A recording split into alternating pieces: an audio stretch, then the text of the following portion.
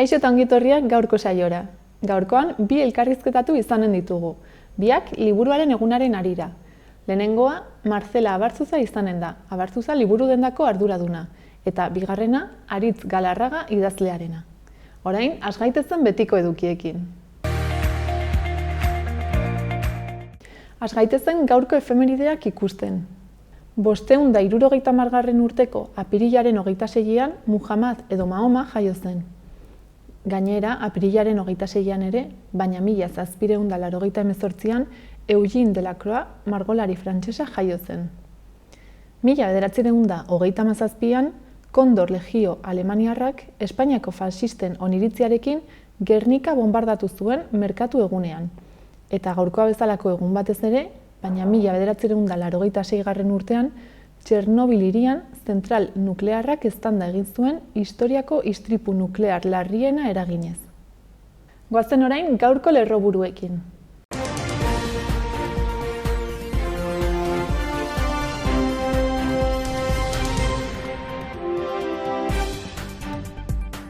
Ehunka lagunek hartu dute parte larunbatean Iruñan LAB sindikatuaren aurkako errepresioa salatzeko egindako manifestazioan.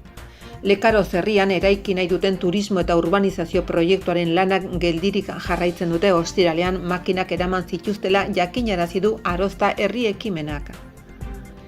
128 koronavirus kasu atzeman dituzte azken egunean 1646 PCR eta antigenoen testak egin ondoren, positibotasun tasa 7,8 dago. Osasun departamentoak espero du ekainaren amaierarako 16 urtetik gorakoen 140 gutxienez dosi bat eman izana. Nafarroko gobernuak 725.000 euro bideratuko ditu turismo eta merkataritza jardueraren diagnostikoa eta plangintza bultzatzeko. Toki administrazioak 921 milioi euro inbertituko ditu Nafarroko 90 herrietako udal azpiegiturak hobetzeko. EH Bilduk Ayerdiren premiazko agerraldia eskatu du Testa Residenzial Funts putreak kaltetutako familien egoeraren berri eman dezan. 12 kidek taldetakoak zein interprete bakarlariek parte hartuko dute Gaztediren etxeak antolatutako musika ekintzailentzako ikastaroan. Jantzari bideo proiekzioa Katakranen asteartean apirilaren 27an arratsaldeko 7:00 aintzinera. Pirritx, Porrotx eta Marimototx amaren intxaurrak ikuskizuna Burlatako kulturretxean asteazkenean arratsaldeko 4:00.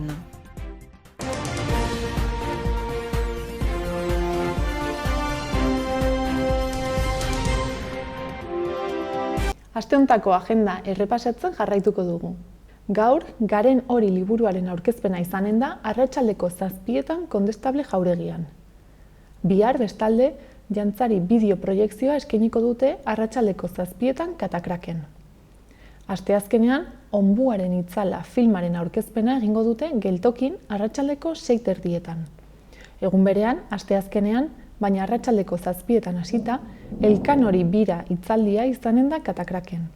Eta azkenik, ostiralean, Txikiren bakarrizketak izenburua duen gastroshowa izanen da Geltokin. Arratsaldeko 7:00 hasiko da eta erreserbak online egin beharko dira 15 euroko sarrera ordainduz. Gaurko komunikabideen azalak ikustera goaz orain. Diario de Notiziasekin hasiko gara. Titularrak dioenez, Nafarroan salatutako 4 delituetatik bat internet bidez egiten da. Argazkian, Osasunako taldekideak ageri dira eta saririk gabeko txandaketa aipatzen du. Horretaz gain, herritarren 74%ak COVID-agatik jasotako arreta ontzat edo oso ontzat ematen duela azpimarratzen du azal honek. Honekin lotuta, beste hildako batek, Nafarroan hildakoak 1153 igotzen dituela ere jakinarazten du. Gai aldatuz, autobus geltokian eguzki plakengatik eztabaida sortu dela aipatzen du Notiziasen gaurko azalak. Eta bestalde, Funesen tronuaren begiratokia hondatu dutela jasotzen du, inauguratu eta egun batera. Amaitzeko, hesiak hausten dituzten Faltseseko 10 emakumek igeltsero gisa formakuntza jasotzen dutela ere nabarmentzen du gaurko azal honek. Diario de Navarrara pasako gara. Titularra, Nafarroan autokontsumo elektrikoko instalazioak urtebetez hirukoiztu egin direla da. Horretaz gain, laugarren olatuak Nafarroan ez duela heriotza tasa gehiegirik ekarri ere azpimarratzen du. Gainera, eskizofreniko baten konfinamendu egunkaria ere jasotzen du egunkari honek. Argazkiaren bidez aldiz, osasunaren bolada ona amaitu dela jakinarazten du. Bestalde, Peñalengo begiratokiko tronu berria suntsitu dutela nabarmentzen du azalak. Eta azkenik, Elkano eta Zabaleta bikoteen txapelketako lehen finalistak direla gogorarazten du. Gararekin jarrai dezagun. Titularrak Gara aurrera begira dagoela nabarmentzen du, espolioko 3 milioi ordaindu ondoren. Argazkiaren bidez, baso erreketak berriz ere eztabaidagai direla aipatzen du. Horretaz gain, 32 urtez preso eta deportatua egon ostean, Arakama aske dela jakinarazten du gaurko Garak azalean. Eta bukatzeko, kirol emaitzen laburpena eskaintzen du. Euskal Herria irratiarekin bukatuko dugu. Albiste nagusia 2021 batean ez dela San Fermin festarik izanen da. Horretaz gain, sindikalismo feministaren zilegitasuna defendatu dutela ere nabarmentzen du komunikabide honek. Eta amaitzeko, burujabetzaren aldeko mugimendu berri bat sortu dutela jakinarazten du. Nafarroa berriz altxa.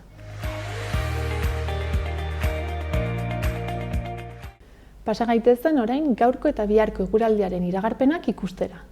Gaur, astelena, temperatura jaitsi egingo da eta euria egingo du. Temperaturaren jaitsiera Kantauri isurialdean nabarituko da gehien bat. Bertan, maximoak 18 gradu inguruan geldituko dira. Barnealdean gutxiago nabarituko da.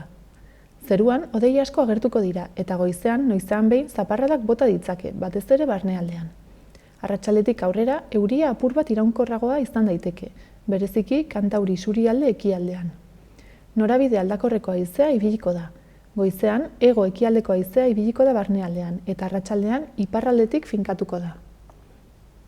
Bihar, asteartean, zerua estalita egongo da eta euria egingo du, batez ere iparraldean. Haizea ipar-mendebaldera aldatuko da eta temperatura beste gradu pare bat jaitsiko da Kantauri isurialdean eta maximoak 15-16 gradu ingurukoak izango dira.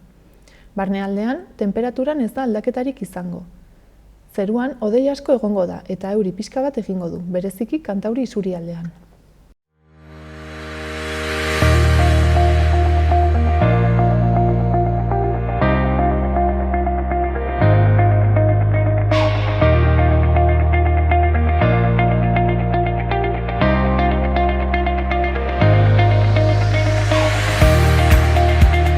Kaixo, Marcela, zer moduz? Ongi eta zuek. Ongi baita ere. Bueno, zu Abarzuza liburu dendako arduraduna zara, ezta? Eta pasaren ostiralean liburuaren eguna ospatu zen. Imaginatzen dut zuentzat data garrantzitsua izango dela. Bai, oso data garrantzitsua da, zeren, guretzat liburu eguna, esan duzun bezala, egun oso berezia da, eta dugu, urtero, ez, Ulizioz dugu liburuak kalera. Baina aurten bereziki dagoen egoerarekin jendearen gana gehiago liburuak eta lortu dugu. Bai. Pozik gelditu zineten, ostiralean? Bai, zeren begira, eguraldi aldetik oso eguraldi polita atera zen. Eta joan den astean ematen zuten euria eta azkenean hobetu zen. Eta gero jendearen erantzuna zen izugarria. Naiz eta neurriak ipini, zeren karo ibilbidea mugatua zegoen, eta hori, baina naiz eta hori jendea hurbildu zen, eta gu, benetan liburu denda guztiak oso pozik gaude, eta eskerrak eman nahi diogu jendeari bere erantzunagatik, bai. Eta zergatik da liburu dendentzat hain garrantzitsuak kalera ateratzea hori? Guk beti pentsatzen dugu, ekonomikoki utzita aparte, uste dugu gero eta gehiago hurbildu behar ditugu liburuak, eta guk behar ditugu hurbiltasuna, jendearen hurbiltasun hori. Nahiko oso romantikoa gara, hori bai, baina hala da.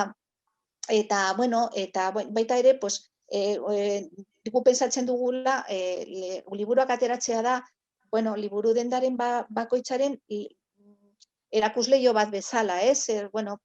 Jendea, gogorarazteko jendeari onben gaudela, urtean zehar liburu dendetan gaudela, baina bereziki pues hori, pues guretzat, bueno, horregatik garrantzitsua da, eta gainera da modu bat ospatzeko liburuaguna dela. Bai, eta garrantzitsua da ospatzea.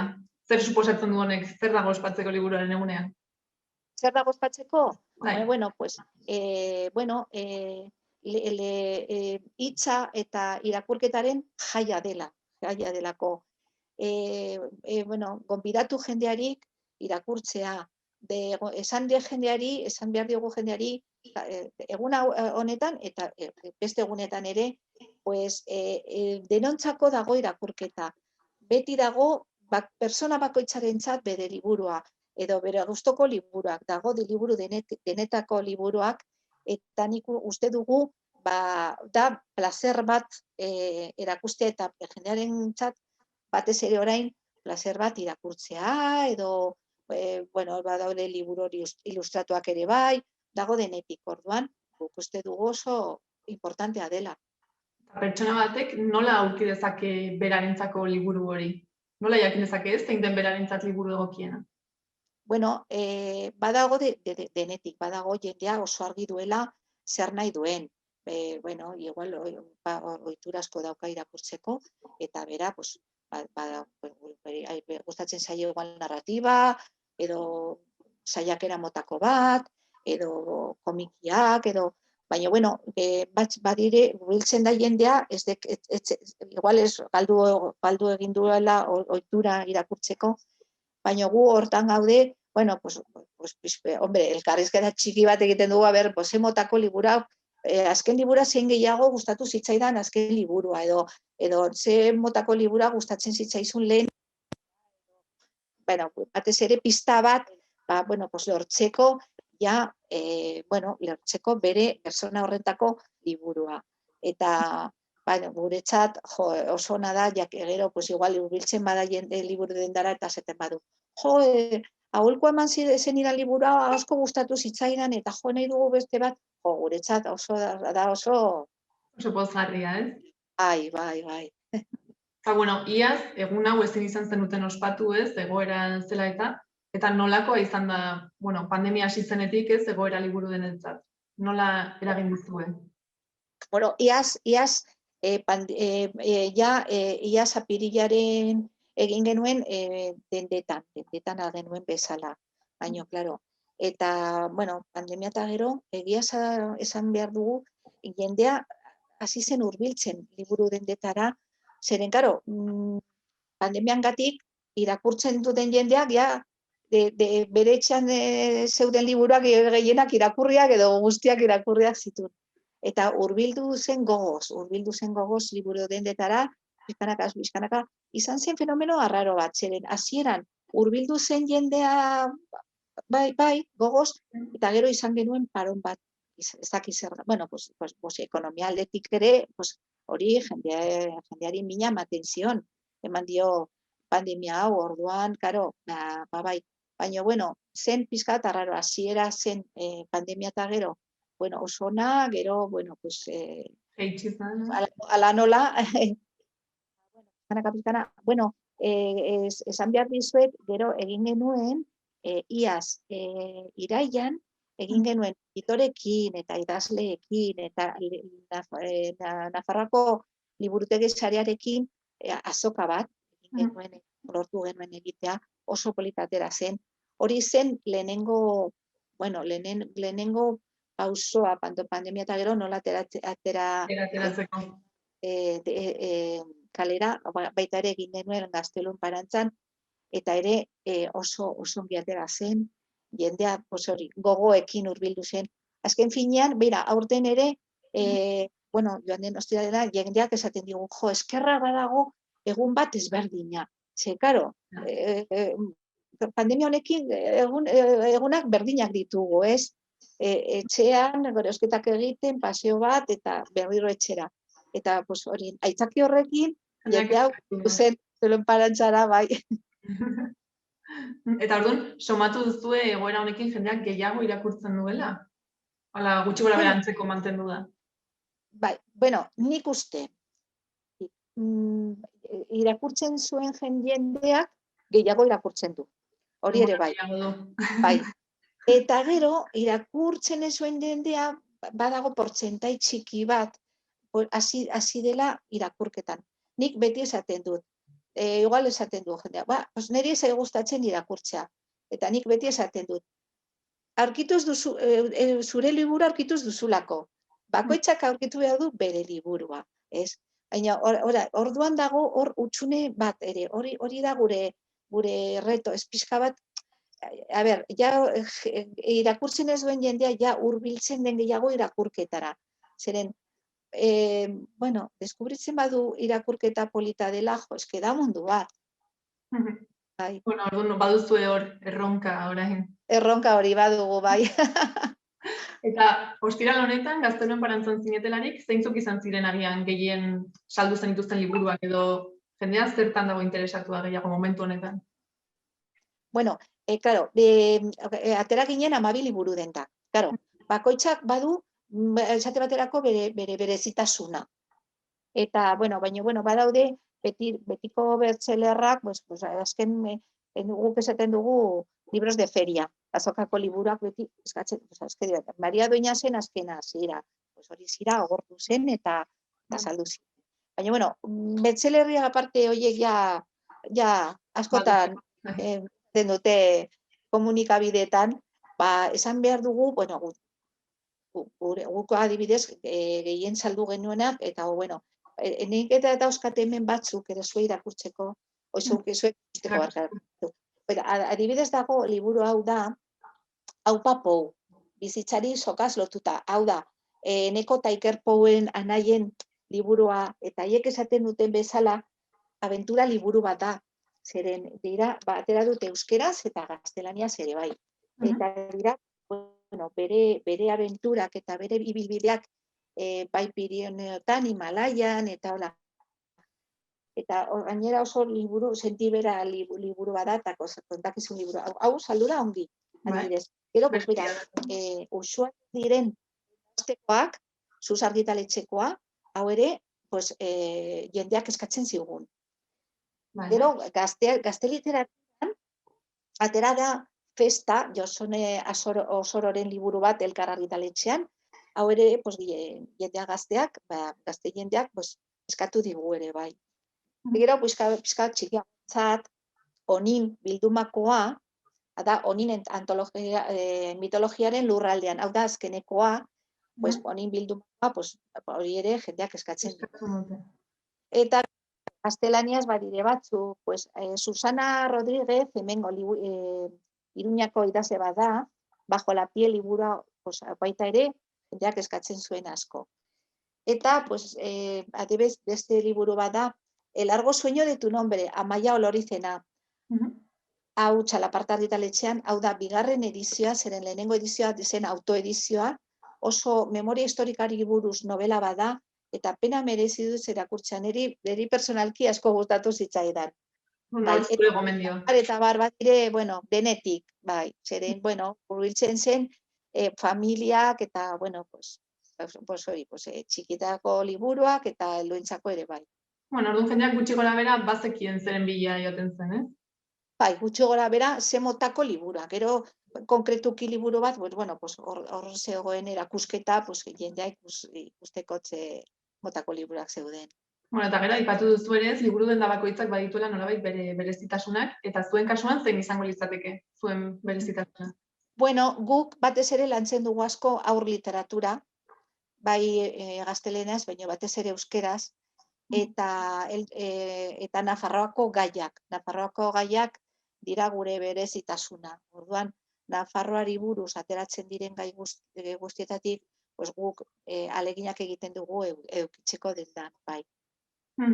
Eta, bueno, orain ez, normaltasunera itzuliko zarete berriz ere dendan, eta ze espero duzue, nolako aurre ikuspenak egiten dituzue, datozen hilabetetan? Bueno,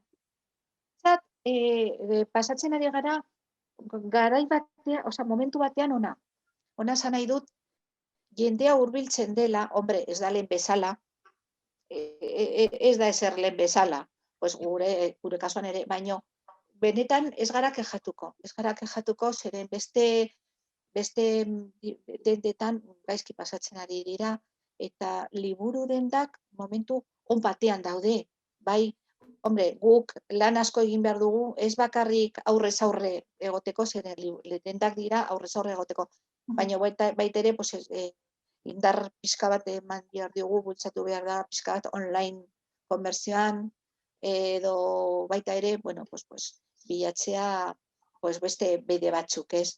Baina, momentu honetan esan behar dugu, egia esateko, momentu on batean gaude dagoen egoerarekin, orduan ez gara kexatuko, eta espero dugu jarraitzea horrela, gero hemendik hilabete batetara, gero ekainan badugu liburu azoka. Eta liburu azokan egin gara 10 egun, Gaztelon Parantzan ere, ja. Bueno, orduan badaude gauzak, ez? Eta pozik egoteko arrazoiak ere. Bai, momentu honetan bai. Eta beti eskerrak eman behar diogu jendeari, hori bai. Bai, gainera zuek ez auzoko liburu denda bat izan da, ez da oso erresa izango. Nola, barkatu? Auzoko liburu denda bat. Gaizki entzutena? Bai. Bai, auzo eta gainera orain, pandemia honekin gauza bat ikusi dugu lehen, jende asko hurbiltzen zen Aldezarrera, beti zen, topaketa puntu bat.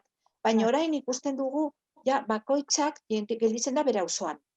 Eta hori ere, faltan somatzen dugu, beste auzoetako jendea hurbiltzea Aldezarrera, baina, dagoen egoerarekin, horrela da. Baina, moldatzen ez, eta itzuliko da. Hori da, bai. Bai, ez dakit amaitzeko zerbait gelditu izan zaigun, ez dugun aipatu eta esatea gustatuko litzaizuken, ala mezuren bat bidaltzea gustatuko litzaizuken?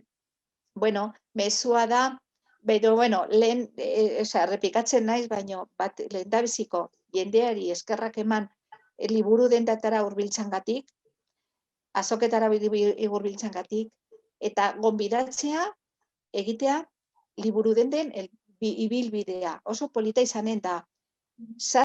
Liburu dendetara, inungo konpromisuri gabe.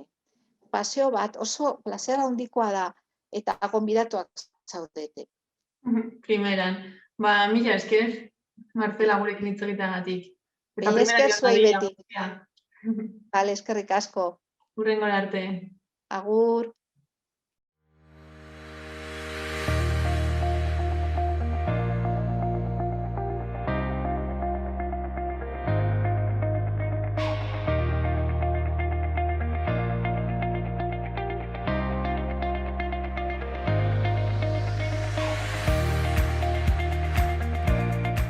Udalerrietako albisteetara pasako gara. Antxoainen, bihar, nolako zaintza nahi dugu hausnarketa bultzatzeko hitzaldiak izanen dira 6-etatik aurrera antzokian sarrera librearekin. Ostegunean berriz, Arrakala dokumentala eskainiko dute arratsaldeko 7etan antzokian ere. Arrakalak galdera hauek egiten dizkigu. Zer da heteronorma, nola eraikitzen da bizigaren gizartean, nola eragiten du gure bizitzan eta harremanetan? Dokumentalaren proiektuaren ondoren gainera, sortzaileekin solasaldi batean parte hartzeko aukera izanen da. Jarduera hau musutruk izanen da, baina lehenagotik online erreserba egin beharko da. Amaitzeko, ostiralean, Mas Tranquilo monologoa eskainiko dute arratsaldeko 7:30 €7 sarreraren truk. Arangurengo Ibarreko udalaren oinarrizko gizarte zerbitzuak menpekotasuna duten pertsonei arreta soziosanitarioa emateko formakuntza moduluak antolatu ditu.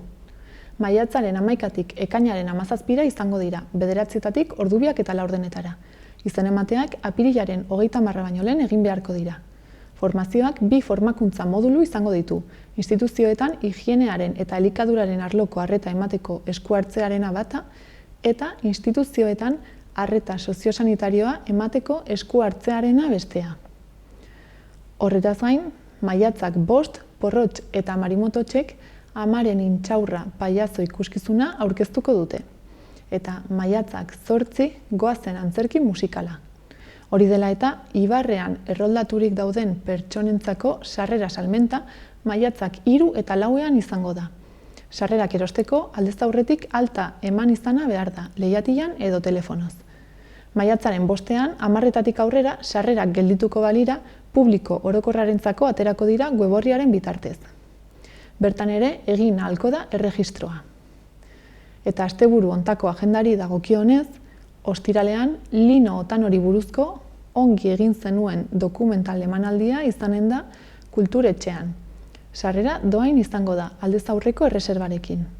Eta igandean, argiak musikaekin, zinemaren eta haren musikaren magia familientzako ikuskizuna eskainiko dute arratsaldeko 6etan 3 euroko sarreraren truke. Iruñeara pasako gara. Gaztediaren etxeak hiriko 12 pertsona, taldeen eta banden ordezkariak zein bakarlariak, musika ekintzailetzan prestatuko ditu. Parte hartzaile bakoitzaren beharrei egokitutako eskola teoriko praktikoen bidez. Horrela, saioetan hizpide izanen dituzte mota horretako proiektu bat martxan jartzeko beharrezkoak diren gaiak, hala nola entxeatzeko tokia aukeratzea, egoera bakoitza grabatzeko modurik egokiena eta talde edo artista bakoitza sustatzeko modua. Parte hartzaileek hainbat musika estilo jorratzen dituzte, horien artean teknoa, trapa, popa, india, folk rocka, countrya eta musika esperimentala. Iruñeko Gaztediaren etxeak antolatutako musika ekintzailetzako ikastaroa bere 2. edizioan murgilduta dago. Iaz izan zuen harrera onaren eta parte hartzaileek egin zuten balorazio positiboaren ondoren. Deialdi honek ere harrera ona izan du. Horren adibide da 6 artistak itxaron zerrendan gelditu behar izan zutela edukiera murrizketak direla eta. Horien ondorioz parte hartzaile kopurua 12 mugatu baita. Eskolak asteroko saioetan eginen dira, Fermin Lorenteren eskutik, artisten agentea eta kontratazio eta komunikazio agentea izateaz gain, zigilu diskografiko bat zuzentzen du, eta udalaren musika programazioan parte hartu du. Ikastaro honen helburu nagusia da, partaidei ezagutzak, estrategiak eta jardunbideak ematea musika ekintzailetzaren esparruan. Prestakuntzan zehar, artista edo talde bakoitzarentzako materialak sortuko dira, eta partaide bakoitzarekin aholkularitza pertsonalizatua eginen da. Oinarrizko programazioa proposatzen bada ere ikastaroa parte hartzaileen aldaketetara, proposamenetara eta eskaeretara irekita dago. Ordura arte, sortu zaizkien zalantza eta kezka zehatzei edo beren proiektu zehatzak garatzean sor daitezkenei erantzuteko. Eta horretaz gain, Iruñeko udalak gaur goizean jakinarazi du ofizialki 2021ean ez direla Sanferminak eginen. Alkateak gogorarazi du Nafarroa dela COVID-19aren intzidentzia kasu altuena duen autonomia erkidegoetako bat. Azken 2 asteetan 432 kasu baititu, 100.000 biztanleko. Halaber, 4. alerta mailan dago eta 200 pertsona baino gehiago ospitalean daude. Horietatik 35 zainketa intentsiboetako unitatean. Bitartean, txertatze erritmoak aurreikusitakoa baino mantsoago egiten du aurrera. Eta 1000 pertsonetatik bakarrik 202 jaso dute dosi bat, eta 1000 pertsonetatik 83 2. Aurreikuspenek ekainean biztanleriaren 170 txertatuta egonen zela esaten bazuten ere. Horregatik beharrezkoa da erabakia orain hartzea, nahiz eta mingarria izan, Sanferminetarako 2 hilabete pasatxo falta direnean. Iruñeko udalak, festak 2. urtez bertan behera uztearen erabakia jakinarazi die hala udal talde politikoi nola Sanferminetako mahaiko kideei. Gaur ere, aste honetan mahaia biltzeko deialdia egin da. Albistaren berri emateko udalak bideo bat argitaratu du, eta bertan azpimarratzen da erabakiaren atzean Iruñeko herritarren eta bisitatzen gaituztenen ongizatea dagoela. Kanela azala abestiak eta haren zu zatzaizkita xola errepikak, bideoan erabilita, islatzen dute une hauetan benetan garrantzitsuena dena lehenesteko beharra, osasuna eta pertsonak alegia. Prentsaurrekoan, alkateak iragarri du Iruñeak Sanferminetara bideratutako aurtengo aurrekontuaren zati handi bat bideratuko duela programazio zabala eta asmo handikoa egitera. Batez ere, kulturala, aisialdi seguruko proposamenak eskaintzeko Iruñeko herritarrei eta hiria ekainetik irailera bitarte bisitatzen dutenei. Iruña hiri bizia egiteko. Une hauetan, programa bat ari da prestatzen, zeinak hiriaz gozatzeko jarduerak eskainiko baititu. Ekimen horrek aisialdirako aukerak biderkatuko ditu, eta tokiko ekonomia sustatuko du krisi ekonomikoak kaltetutako sektoreetan, hala nola kulturan, merkataritzan eta ostalaritzan. Udalaren aurtengo aurrekontuak Sanferminak COVID izeneko partida bat dauka, eta horren bidez jarduerak antolatzen halko dira. Hala nola, kontzertuak eta kirol txapelketak, edo alkateak azpimarratu duen moduan, zezenketaren bat ere, adibidez, erruki etxearen erabakia den arren.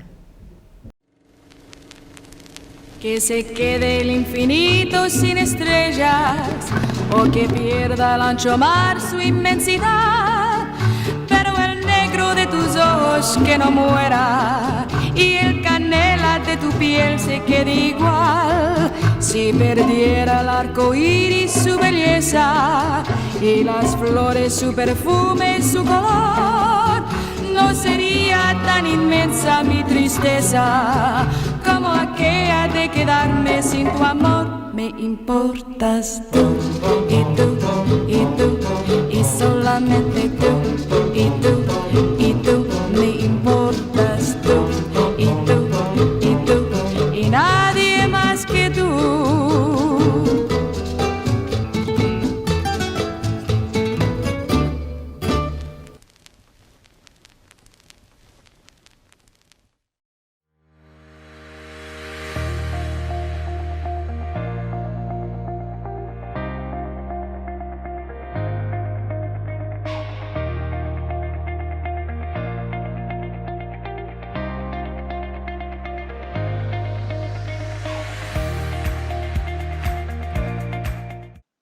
Kaixo, Aritz, zer moduz? Kaixo, egunon, oso ongi, eskerrik asko.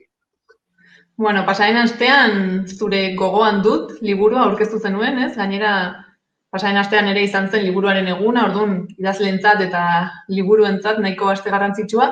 Zer moduz joan zen zure liburuaren aurkezpena? Egia esan oso ongi, erabat pozik atera nintzen, bai asteazkenean egin genuen aurkezpen esan dezagun prentsaurreko ofizialitik, bai gero asteazkenean berean Donostian eta gero ostiralean Iruñan egin genuen aurkezpen emanaldi musikatu horietatik. Hau da, nik ez neukan bat ere ohiturarik liburu bat bai, aurkeztera iritsi izan naiz, baina ez lehenengo pertsonan idatzia eta nire egiten abizenez. Eta beraz, esperientzia oso ederra izan zen, gainera, liburuen eguna ikuntzi zuen, eta ikunien gaindik eta oso esperientzia politika. Eta, bueno, esan bezala, gogoan dut, ez? Jarri diozu izenburua liburuari, eta nahiko bitxia da, ez? Ze, liburu osoa da, zuk gogoratzen dituzun gauzak, ez? Horrela esaldiak gogoan dut, ez dakitzai gogoan dut. Bai, hori da. Oroitzapen bilduma da, azken finean, izan daiteke memoria liburu moduko bat ere bai, baina ez da memoria liburu hobikoa, ez da, normalean memoria liburuak dira, iaia uholde bat bezalakoak, ez da, informazio eta garain eta giro eta diferente asko biltzen dituenak, gainera hori uholde moduan, ez, normalean hasi, ez, eta ordena kronologikoa baldin badu hasten dira, idazlearen esan dezagun haurtzarotik, eta bukatzen dute, heldu garaian, edo zardade garaian, eta orduan honek dauzka, printzak bezala, ez dira, oroitzapen solteak dira, gero haien artean noski badute alako elkarrera gina, eta elkarre hitz egiten diote oroitzapen batzuek besteei, baina ez dira kronologikoki ordenatzen, tematikoki ere, eta beraz, alako pixka bat memoriak egiten digun funtzionamendu hori bera sortzen du liburuak ere, ez? Hau da, orain oroitzapen bat etortzen zaigu, gero beste bat ez dakigu oso ondo zergatik, ez? Eta askotan lotuta daude, edo ez daude lotuta, eta askotan hirugarren irakurketa bat ere sortzen dute egin artean. Eta nola idatzi zenuen liburu hau, nolakoa izan zen prozesua? Ze jartzen zinen hori, izkina batean pentsatzenea ze memoria etortzen zitzaizun? Egia esan pixka bat denetarik. Hau da, hasieran nik planteatu duen ariketa bezala. Hasi nintzen oroitzapen solteak apuntatzen besterik gabe esan, liburu formaturik eta buruan izan gabe. Eta orduan pentsatzen nuen horre material bat bilatzea, gero agian beste lekuren batean erabiltzeko, edo adibidez prentsako zutabeak idazten ditut, pentsatzen dutik materiala atera zitekela, gero prentsaren erabiltzeko, edo euskalo beste formatu bat hartzetak. Baina, printzipioz, liburu formatua ez. Eta alako batean, ikusi nuen, oroitzapen pila bat bilatu da gero, horra ginen bazegoela liburu bat, ez hau da, pixka bat egituratuta eta pixka bat forma eman da, eta lanketa literari bat, eman da oroitzapen bilduma horri, egon zitekela liburu bat. Orduan, denetarik egin dute, eseri naiz sofan eta itxarot dute oroitzapenak etortzea, askotan joan naiz propio, oroitzapenen baten bila, eta askotan bueltatu naiz, bilatzen nuen oroitzapen horrekin, edo beste batzuetan ez, beste batzuetan oroitzapen berriekin, edo askotan esku gutxik bai noski. Memoria oso kapritxoso da zentu horretan. Eta nolakoa izan da oroitzapen horiek berriz jasotzea? Ze batzuk agian ez, nahiko ahaztuak egongo ziren, ala, esatseginak ere izan daitezke, imaginatzen dut. Bai, baina gauza kuriosoa izan da, ze horre liburuaren bukaera partean biltzen dute Julian Barnes da Ingalaterrako idazle bat asko maite duena, eta bere zita bat jasotzen dut, eta berak esaten zuen oroitzapenak etorri ziren, baina oroitzapeni lotutako sentimenduak ez. Eta nire kasu askotan hori gertatu zaitu. Oroitzapenak etorri baina ez da prozesu bat izan bereziki unkitu nahuena edo bereziki afektaturik sentitu nahi zena. Bueno, azkenean material sensible izan daiteke, zure iraganean horre azka egitea eta hortik informazioa ateratzea, noski denetarik ateratzen da, oroitzapen onak eta ez onak. Baina ez da bereziki izan, agian buruan azkenerako ariketa literario bat dukanez, lan literario bat egitea, lortu dela distantzia afektibo hori nolabait izatzea, eta ez da izan bereziki ez idazketa traumatikoa, ez kontrakoa ere, agian kontrakoa gaixeago, ez batzutan sorpresa positiboak postu egin naiz, baina beti neurrian, izan da nahiko idazketa zentzu horretan aseptikoa. Eta gero imaginatzen dutez, irakurleek bakoitzak modu batez jasoko duela? Bai, eta hori da, liburuak momentuz ekarri den gauzari politena, hau da, idazleek irakurrik barkatu zerbait esan badiate izan da, liburua irakurri bitartean, batetik oroitzapenak eta asko norbere modura ulertu dituztera, ze nik noski intentzio batekin idatzi izan ditut, baina gero irakurleak jaso izan ditu, bere esperientziaren arabera, bere aurreko oroitzapenen arabera, eta bat ez. Eta gero beste gauza bat oso polita gertatu zena izan da, irakurle asko izan diatela, haien memoriaren martxan jarri duela honen irakurketak. Hau da, gogoa ere etorri zaiela, iaia idazteko, edo azteko apuntatzen, gura etortzen ezkien oroitzapen horiek. Eta nik dut, pixka bat, garaionek ez dena hain azkartua, eta hain gauza batetik bestera pasatzen gara hain azkar eta bat, ez duela ahalbidetzen, patxarra hori, gure memoriarekin lasai egoteko, eta lasai oroitzeko, eta liburuak hori lortu du, ez dakit zelore egon daiteken politeagorik, ez idazle batez. Eta noiz erabaki zenuen liburua amaituta zegoela? Ze oroitzapenak imaginatzen dut milioika izan daitezkela. Bai, hori oso puntu zaila da, esan dute. Oroitzapenak etengabe etortzen zaizkigu, da liburua itxi nolabait eta jarraitzen dugu noski oroitzen eta memoriarekin bueltaka, ez? Baina, iristen da puntu bat, zeinean bai ala bai derrigorritzi behar duzun etapa hori, hau da, idazketaren etapa, ze bestela, zoratuko ginateke eta ginateke bizitza guztia idazten eta liburua publikatu gabe, ez? Orduan, kasu honetan, gehiago izan dira kontu teknikoagoak esan dezagun, ez? Hau da, batetik, nik ikusi nahi nuen, ez? Hasi eta buka hor, bazela osotasun bat, bazela liburu bat, ez? Ez zela gelditzen zankamotz, ez egi, ez zer.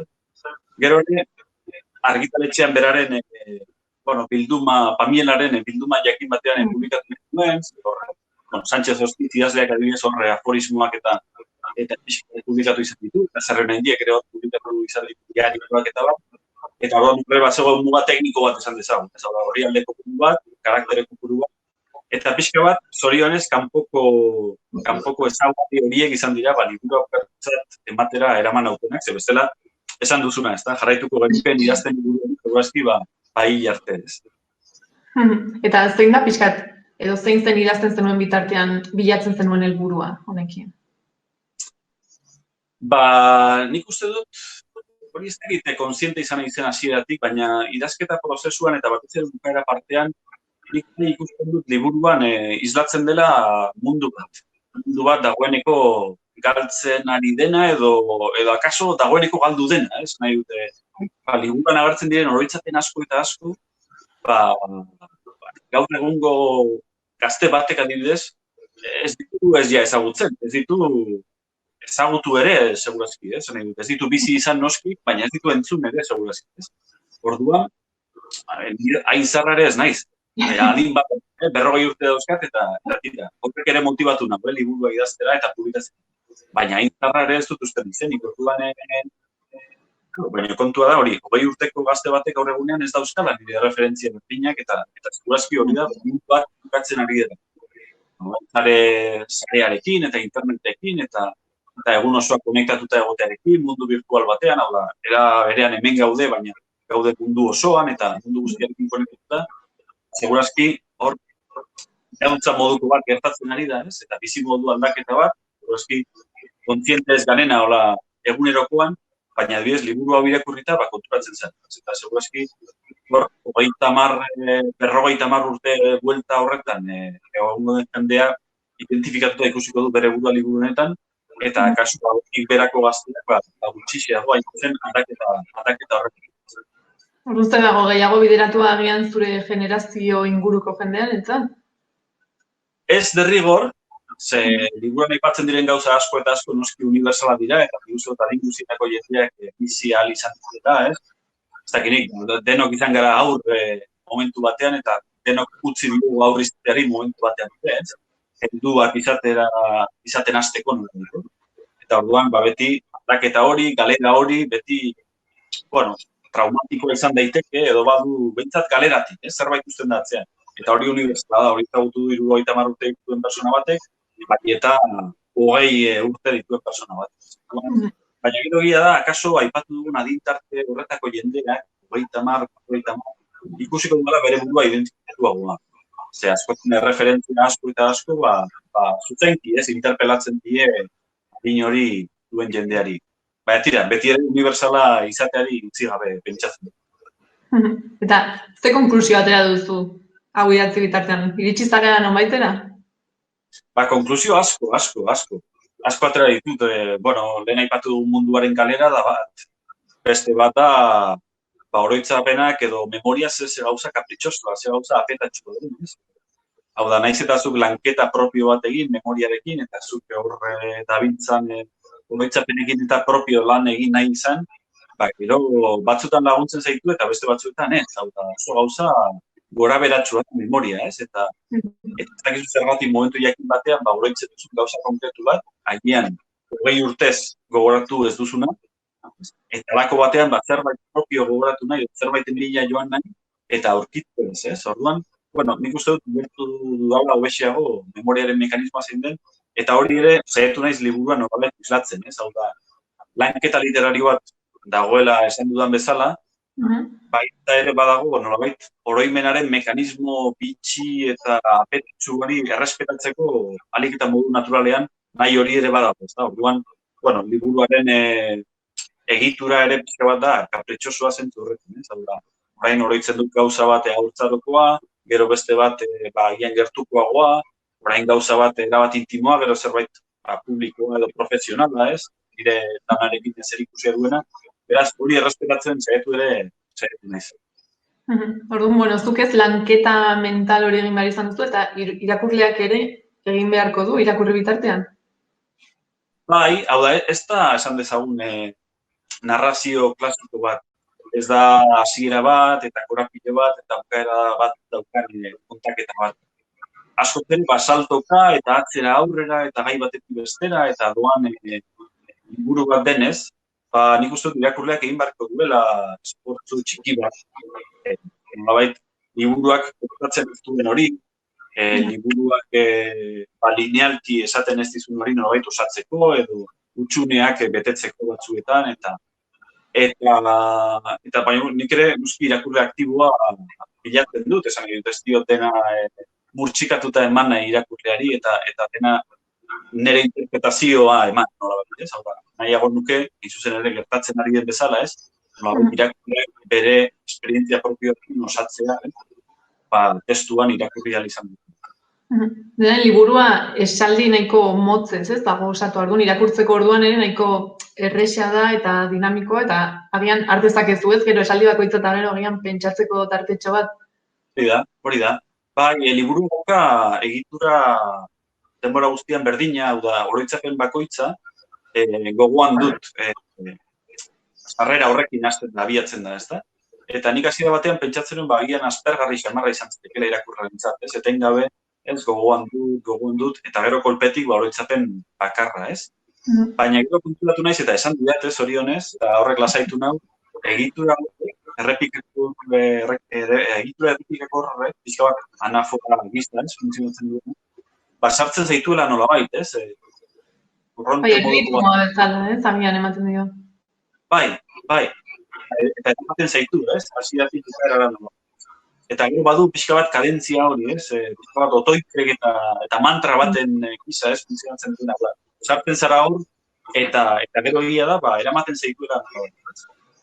Eta tira, horrekin nire helburua lortu baino lortuago geratu da. Dena den, hemendik aurrera ere, oroitzapen asko jango dira sortzen, orduan zer egin beharko duzu, jarraitu idazten sortzen diren heinean?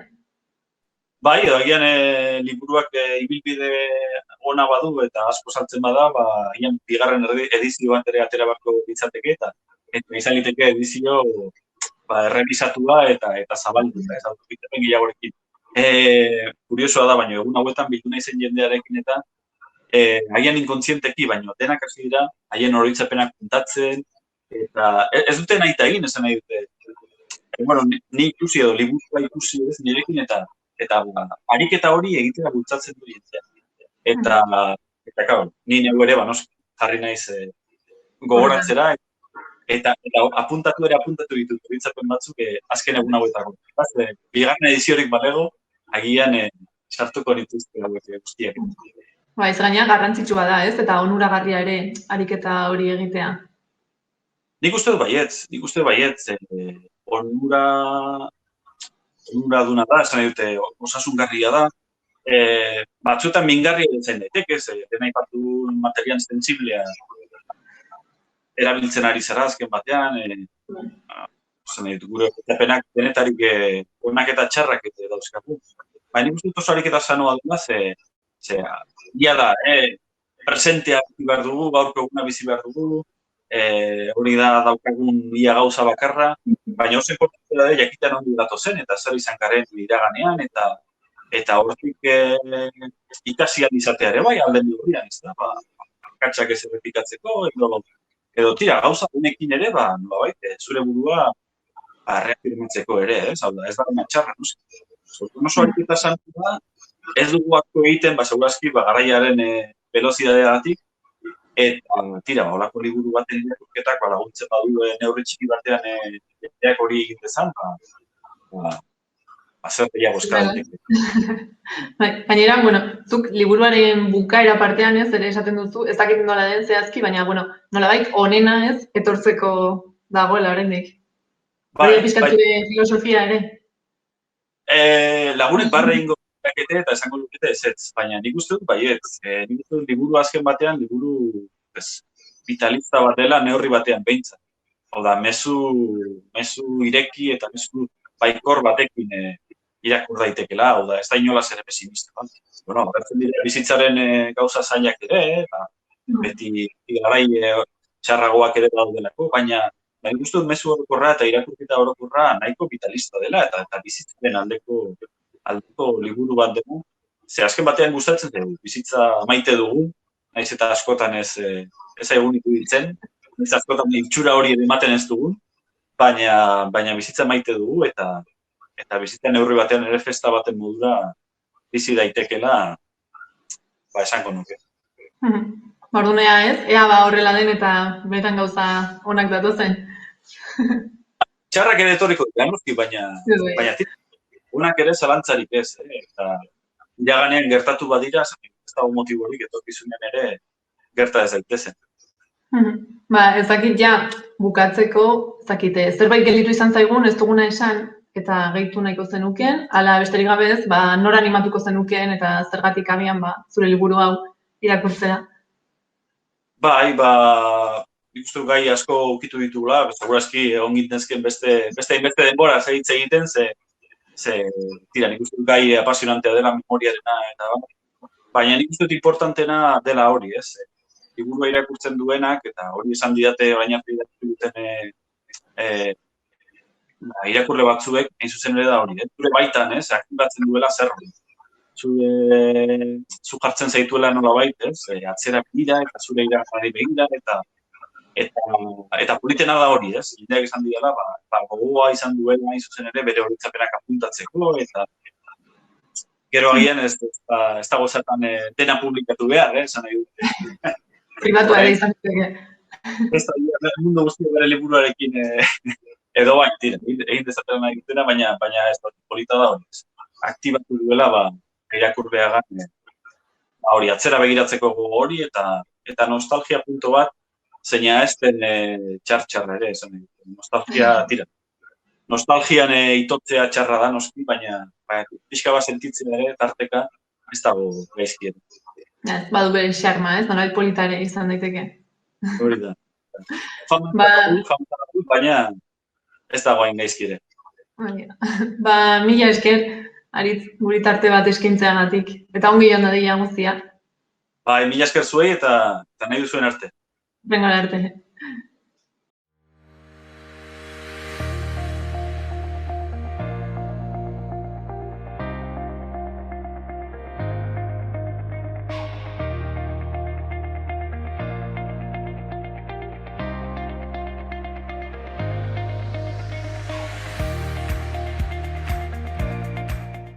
Beno, gaurkoz hau izan da guztia. Eskerrik asko hor egoteagatik eta bihar arte. Gobierno de Navarra. Nafarroako gobernua.